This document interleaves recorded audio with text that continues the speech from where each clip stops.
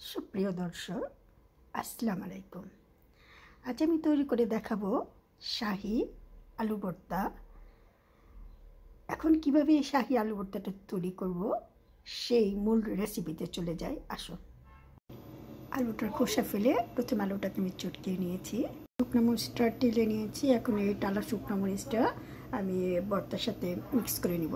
আমি মরিচের সাথে কিছুটা লবণ অ্যাড করে নিয়েছি। এখন মরিচটা খুব ভালো মতো ডলে ভর্তার সাথে মিক্স করে নেব।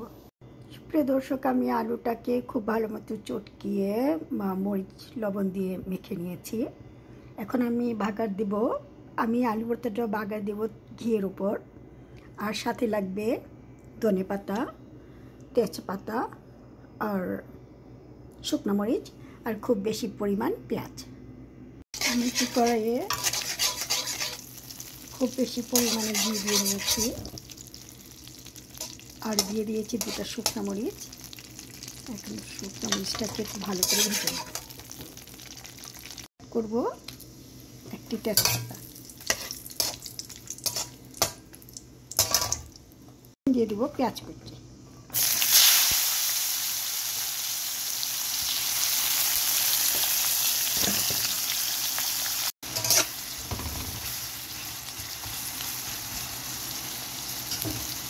পেঁয়াজটাকে খুব ভালো করে আমি ব্রাউন কালার করে নিব।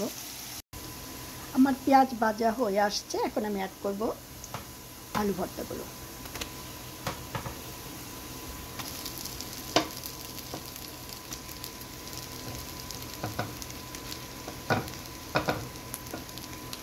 এখন এই আলু ভর্তাটা খুব ভালো করে পেঁয়াজের সাথে বা তেলের সাথে মিক্স করে নেব। ভর্তাটা খুব সুন্দর ভাজা ভাজা করে নিচ্ছি। আলু ভর্তা ভাজা ভাজা হয়ে আসছে।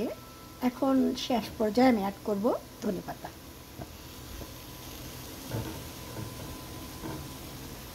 এখন এই ধনেপাতাটা খুব ভালো করে আলু ভর্তার সাথে মিশিয়ে নেব। আমি আলু ভর্তাটা ধনেপাতার সাথে খুব ভালো করে মিশিয়ে নিয়েছি।